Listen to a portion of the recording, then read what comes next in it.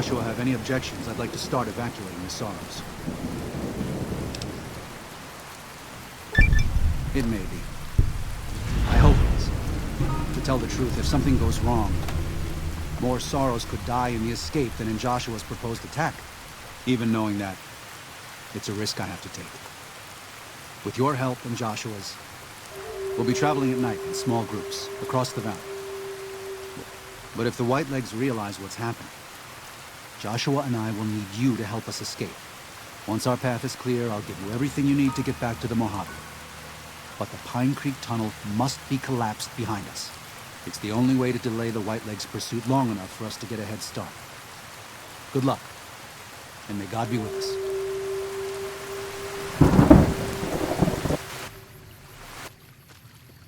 Daniel must have made it to the tunnel by now. But there are Sorrows all over the valley. We have to help them and get Daniel out of here. Right.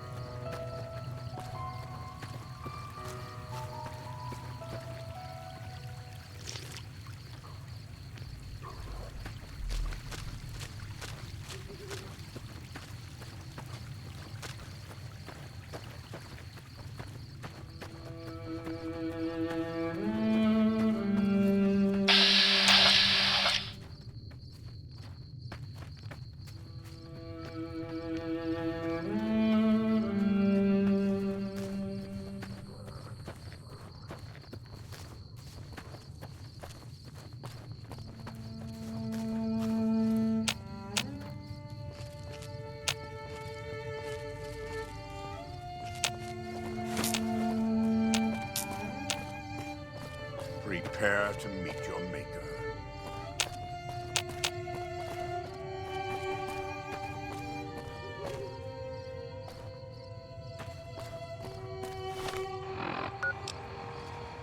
Someone there?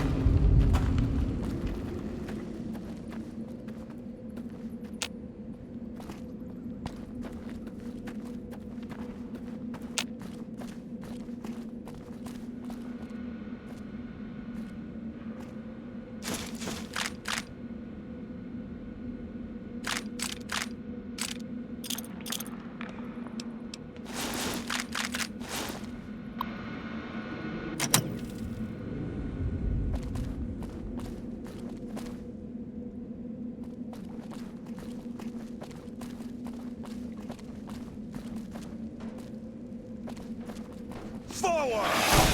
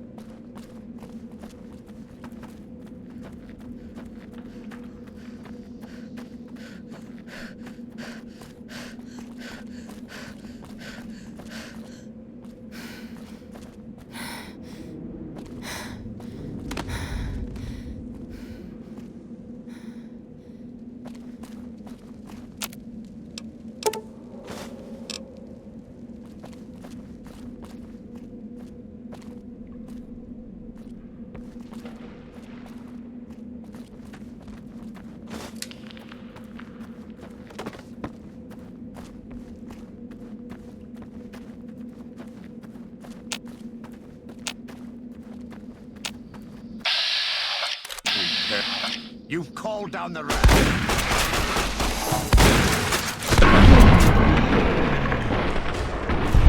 Work well done.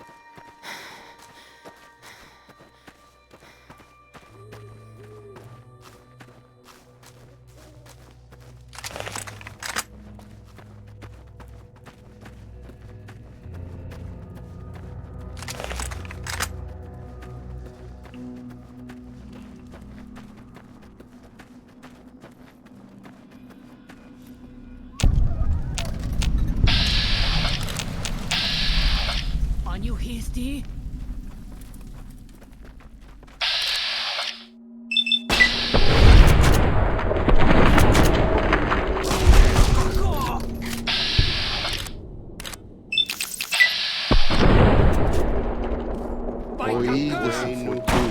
This is where the road ends.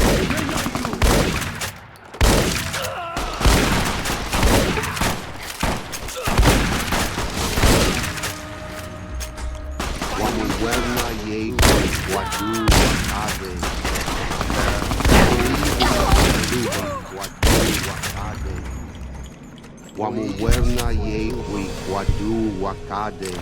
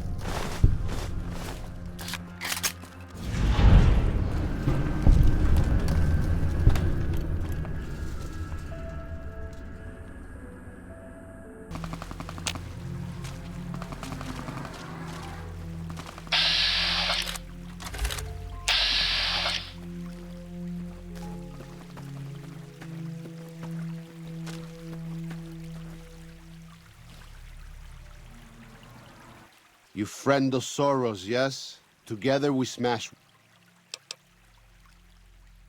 Because you're a friend to Soros? Very well. We go.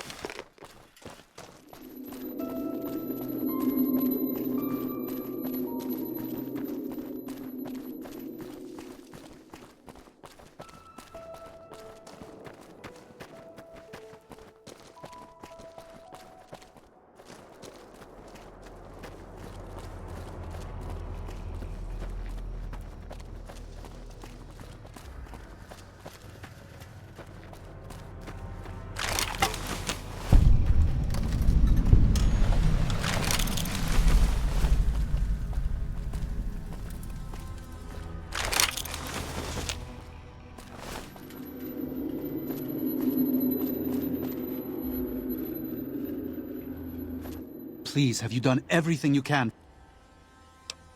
You've done more than I could have ever hoped for. Thank you. And may God protect you for all of your days.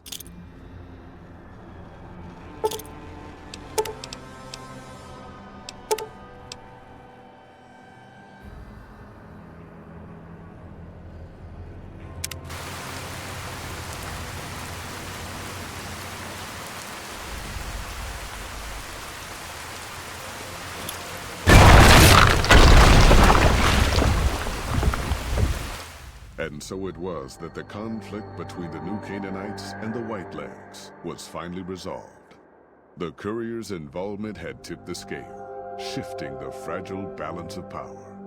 After the Whitelegs drove the Sorrows from Zion, they celebrated by destroying all traces of the valley's former inhabitants. They appealed to the Legion for assimilation, but were denied. Their failure to eradicate the New Canaanites in Grand Staircase and farther up the Colorado had not gone unnoticed. The Whitelegs made a half-hearted effort to find the New Canaanites, but were driven off by dead horses trained in the ways of Joshua Graham. The Whitelegs lost all hope of joining the Legion and disintegrated into a number of petty raiding bands, leaving Zion Valley a polluted cistern. Daniel succeeded in leading the Sorrows out of Zion, as he had wanted to do from the start. The courier protected the Sorrows during the evacuation, ensuring that most reached their destination unharmed. Over the weeks and months to come, Daniel would see to the Sorrows' resettlement in Grand Staircase. Their adjustment to their new home was not without difficulty, but eventually, the Sorrows came to accept the loss of Zion. Having helped Daniel and the Sorrows escape from Zion, the Dead Horses returned to their home at Dead Horse Point. The tribe continued to learn from the New Canaanites, and over many years built a flourishing community along the banks of the Colorado. Though the tribe's bond would endure, it was Joshua Graham's legend the Dead Horses would revere, not the tenets of New Canaan's faith. Already weakened by several seasons of bad trading, the Happy Trails Caravan Company was initially discouraged by the results of its expedition. The fate of New Canaan and the evacuation of the Sorrows from Zion made the prospect of trading seem fruitless. When Daniel told his family about the exploits of Happy Trails employee the courier, however, New Canaan decided to repay the company's kindness. Twice per year, New Canaanites made the dangerous journey west to trade with a company in the city of New Reno. The Happy Trails Caravan Company could not survive on such trading alone, but the New Canaanites' generosity made tough times go easier. Follows Chuck took the courier's words to heart and decided that he would behold the sights and sounds of distant lands with his own eyes and ears. After returning to Dead Horse Point, he quarreled with his family and other tribe members about his ambitions. One morning, they awoke to discover that Follows Chuck had set off alone, westward, into the wilderness. He was never seen again. Waking Cloud was distraught when she learned of her husband's death, but took comfort from her tribe and the compassion of the New Canaanites. She forgave Daniel for having concealed her husband's fate from her, and learned to accept his fate. When her grief faded, she took a husband from the Dead Horse tribe. At her bidding, he stayed close to home. After leading the Sorrows from their home in Zion to safety in Grand Staircase, Daniel continued to wonder if he'd made the right choice.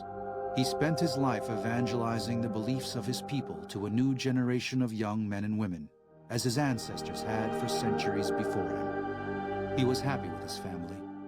But for the rest of his life, there were nights when he awoke with sadness to find he had been dreaming of Zion. And with that, the courier walked out of the history of the tribes of Zion and back to the gathering storm of the Mojave Wasteland.